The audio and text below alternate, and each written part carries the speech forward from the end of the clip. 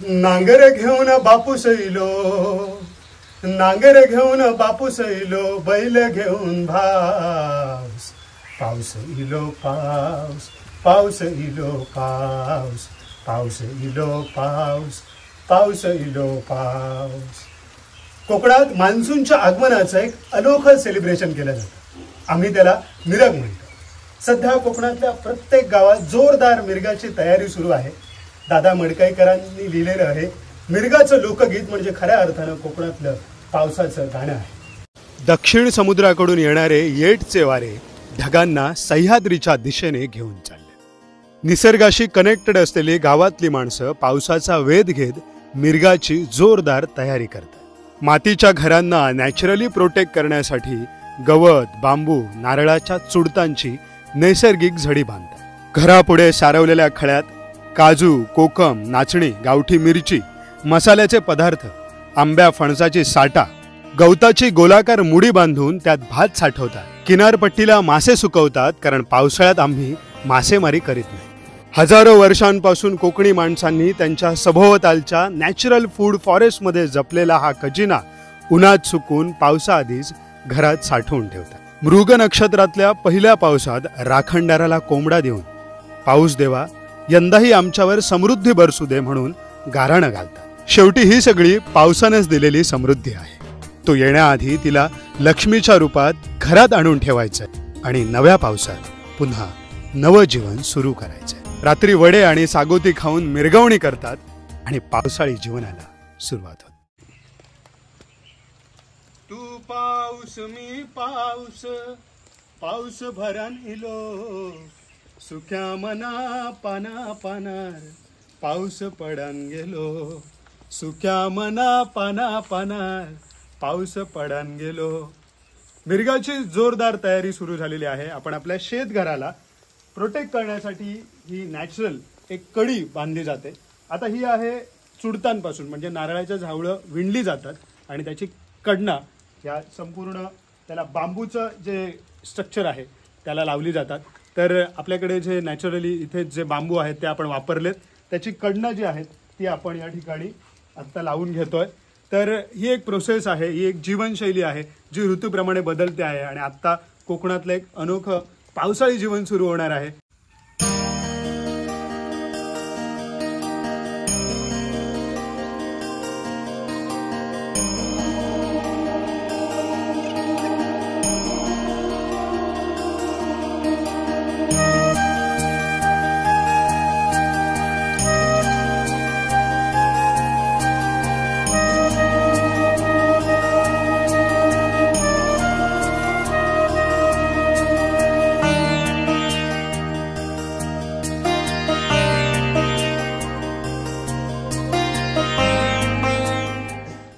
मागच्या स्वदेश back to the village या वर्कशॉपमध्ये हे शेतघर बांधून पूर्ण झालं.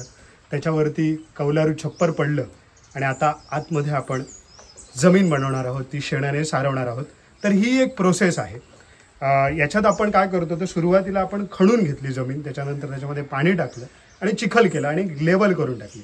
आता याच्यामध्ये आधीची माती पिवळी होती, त्याच्यावरती आपण लाल माती टाकली आणि लाल मातीमध्ये पाणी जे आहे ते खालीची त्याचा निचरा होतो, त्याच्यामुळे जास्त चिखल होत नाही आणि त्याच्यामुळे एक लेवल करायला सोपं होतं. तर ते सगळं करून झालं आणि मागचे 4-5 दिवस हे सुकण्याची प्रोसिजर सुरू झाली आहे. आता आपण पेट देऊन त्याला पण एक लेवल करून घेणार आहोत आणि त्याच्यानंतर वरती शेण सारवणार आहोत. खूप कमी दिवस उरलेले आहेत कारण पाऊस ऑलमोस्ट आला आहे कोकणात आणि एकदा का पाऊस आला की इथली जीवनशैली पूर्णपणे असलेली कामं तिथेच टाकून आपल्याला एका नवीन जीवनाकडे जायला लागतं. आता आपल्याला बियाणं यावर्षी शोधायचं आहे. या सगळ्या परिसरात आपण भात शेती करणार आहोत, काही भाजी पण लावणार आहोत पावसाळी आणि सगळ्यात महत्त्वाचं म्हणजे फूड फॉरेस्ट या ठिकाणी आपण डेव्हलप करण्याचा प्रयत्न करणार आहोत. खरं तर ट्रॅडिशनल वेने जगण्यासाठी लागणारे रिसोर्सेस जर तुमच्याकडे असतील तर तुम्ही गावामध्ये एक आयुष्य जगू शकता, एक सिंपल लिव्हिंग नक्कीच जगू शकता. तुमच्या गरजा भागवण्या इतकं गावाकडे सगळं काही आहे. तर ह्या परिसरातले जुने शेतकरी बरीचशी इंडिजिनस पारंपरिक वाणं करतात, ती आपण त्यांच्याकडून घेणार आहोत. सोरटी, काळो बेळो, वालय अशी ही वाणं आहेत. हा सगळा लाल तांदूळ आहे तर तो यंदा करणार आहोत. ह्या जमिनीमध्ये कोणत्याही प्रकारचं खत आम्ही वापरणार नाही आहोत आणि जमेल तितकं ट्रॅडिशनल पद्धतीने आपण करणार आहोत.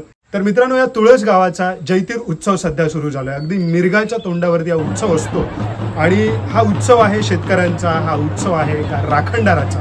तर ह्या जत्रेमध्ये आपल्याला शेतकऱ्यांचे जे अवजार आहेत, शेतकऱ्यांना लागणाऱ्या वेगवेगळ्या गोष्टी आपण इथले शेतकरी जाऊन विकत घेतात. ही शेतकऱ्यांची जत्रा आहे, हा जागर आहे इथल्या संस्कृतीचा.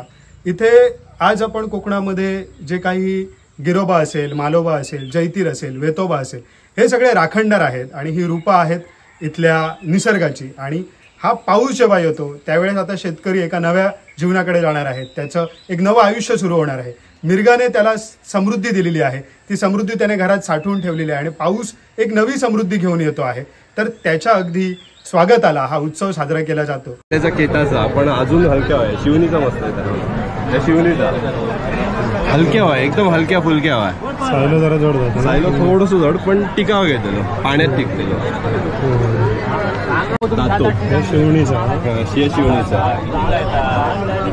थोडीशी काही जण आवडीन मान्यावर ठेवतो, मान्यावर ठेवली.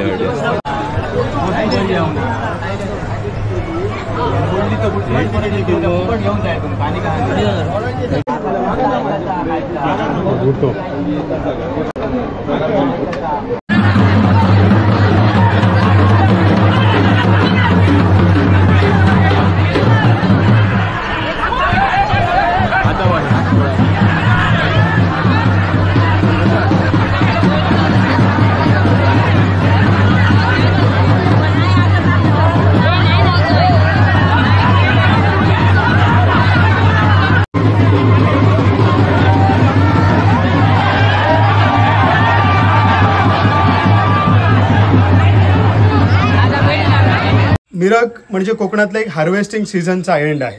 आणि हे जर तुम्ही इथले सगळे जर आपलं फूड कल्चर बघितला, जर जेवढा हार्वेस्ट बघितला कोकणातलं, तर ते फक्त शेतीतून नाही येत, तर ते जंगलातून येत आहे. शेती आणि जंगल यांचं एक खूप छान कॉम्बिनेशन आहे, जे सस्टेनेबल लिव्हिंगमध्ये, ज्याला आपण पर्माकल्चर म्हणतो, की कोकणामध्ये नॅचरल फूड फॉरेस्ट आहेत. म्हणजे आज आपण म्हणतो की निसर्ग वाचवायचा आहे, पण खरं तर सेव्ह नेचर करून निसर्ग वाचवण्या इतके आपण मोठे नाहीत.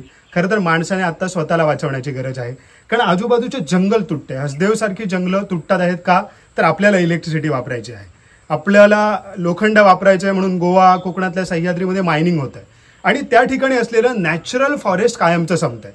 म्हणजे फॉर एक्झाम्पल इथे आसोली गावामध्ये सुरंगीचं नॅचरल हॅबिटेट आहे.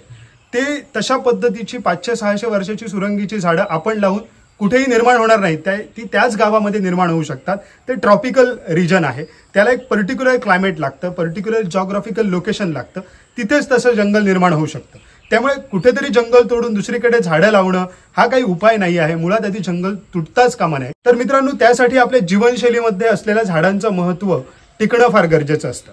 आता आपण जर ही जीवनशैली बघितली, म्हणजे आता मिरगाचं जर हार्वेस्ट आपण बघितलं, तर त्याच्यामध्ये कोकम आहे, त्याच्यामध्ये रायवळ आंब्याची साठा आहे, त्याच्यामध्ये जो फणस आहे, फणस फक्त फळ म्हणून नाही तर झाड म्हणून राखलं जातं, जे आपल्याला फर्निचरसाठी मिळतं. तर याच्यामध्ये आपल्याला इंडिजिनस फ्रूट्स मिळतात. मग त्याच्यामध्ये वटी आहेत, गावठी काजू आहे, कोकम आहे, अनेक झाडं आहेत, म्हणजे तिरफळं आहेत, मिरी आहे, दालचिनी आहे, अनेक मसाल्याची झाडं आहेत.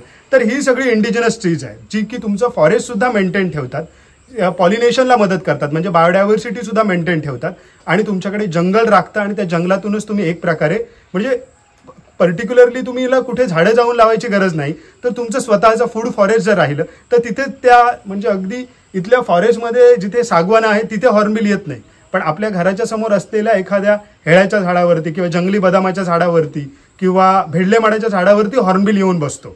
आणि ह्या प्रत्येक झाडाचा आमच्या आयुष्यात उपयोग आहे. आम्ही काही फक्त सेव्ह नेचर म्हणून जपलेली झाडं नाहीत, तर आम्ही आमचं कार्बन क्रेडिट सुद्धा त्याच्यातून घेत असतो. हे कोकणात जे तुम्हाला जंगल दिसतंय, हे लावलेलं नाही, हे राखलेलं जंगल आहे. का पर्टिक्युलर नॅचरल सायकलमधून हे जंगल तयार झालंय आणि आम्ही त्यातून आमची जीवनशैली डेव्हलप केली आहे. म्हणजे याच्यामध्ये इंडिजिनस फ्रूट्स आहेत, जे आम्ही आमच्या फूड कल्चरमध्ये वापरतो. याच्यामध्ये काही मेडिसिनल प्लांट्स आहेत, काही मेडिसिनल ट्रीज आहेत. त्याच्यानंतर सगळ्यात महत्त्वाचं, आम्हाला लागणारी ही जी घरांसाठी जो फर्निचर वूड आहे आणि छपरासाठी लागणारं लाकूड, प्रत्येक नांगरासाठी लागणारं, तर त्याच्यासाठी वेगळं जंगल वनशेतीतून राखून ठेवलं गेलेलं आहे. काही इंडिजिनस फ्लॉवर्स आहेत, जशी की सुरंगी. कुंडीतली ही फ्लॉवर्स नाहीये, तर सुरंगी वसंतात फुलते, अगदी भला मोठा वृक्ष असतो. बकुळा आहे. तर आपल्या जमिनीमध्ये या नेटिव्ह इंडिजिनस झाडं असावीत आणि त्यातून आपलं फूड फॉरेस्ट डेव्हलप व्हावं. यासाठीच आपण या जमिनीमध्ये एका ठिकाणी झाडं लावणार आहोत, प्लांटेशन्स करणार आहोत. तर ही झाडं कोणकोणती लावणार आहे ते पुढच्या व्हिडिओमध्ये मी तुम्हाला दाखवेन आणि प्लांटेशन्सला आपण सुरुवात करू. त्याची डेट मी थोडा आधी आमच्या इंस्टाग्राम पेजवरती डिक्लेअर करेन, जेणेकरून ज्यांना झाडं लावण्यासाठी ॲज अ व्हॉलेंटियर म्हणून यायचं असेल ते येऊ शकतात. या पावसाळ्यात आपण मान्सून लाईफ इव्हेंट घेणार आहोत जुलै महिन्यामध्ये आणि त्या इव्हेंटमध्ये आपण भातशेती करणार आहोत. पावसाळी खाद्य संस्कृती आणि कोकणातली अनोखी जीवनशैली आपण गावात राहून अनुभवणार आहोत. तर या इव्हेंटमध्ये सहभागी होण्यासाठी डिस्क्रिप्शनमध्ये दिलेल्या लिंकवरती क्लिक करून तुम्ही रजिस्ट्रेशन फॉर्म भरू शकता. तर तुमका सगळ्यांका ह्या मिरगाचे पावसाचे खूप खूप शुभेच्छा. जो पाऊस तुमच्याही आयुष्यात समृद्धी आणि भरभराट घेऊन येऊ नये अशी या राखणदारा चरणी, या निसर्गाचरणी प्रार्थना करतोय. आता या पेटना घेऊन पुन्हा एकदा कामाक लागतं. जाता जाता मिरगाचं आणखी एक गाणं ऐकून जावा. आमचा मित्र प्रणय राऊत यांनी कोकणातल्या पावसावरती एक मस्त कविता केली आहे, ऐका.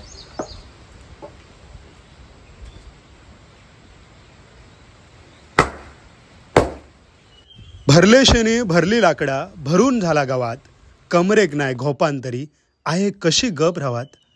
सुकवाना घातली खळ्यार आसान नसान लक्ष त्याच्यार, पुरो पावसाळो भागतलो असो करून ठेवल्यान संसार. पाऊस इलो आंध्रान सुटलो वारो थंडगार, नांगर घेऊन कपाळार बाबान गाठलो सुतार. कोंबो मुरडलेन मिरगाचो घावणे काढलेन सुपात, पैसे नसले कनवटीक तरी आहे माझी सुखात. भरले शेणी भरली लाकडा भरून झाला गावात, कमरेक नाय घोपांतरी आहे कशी गप रावात.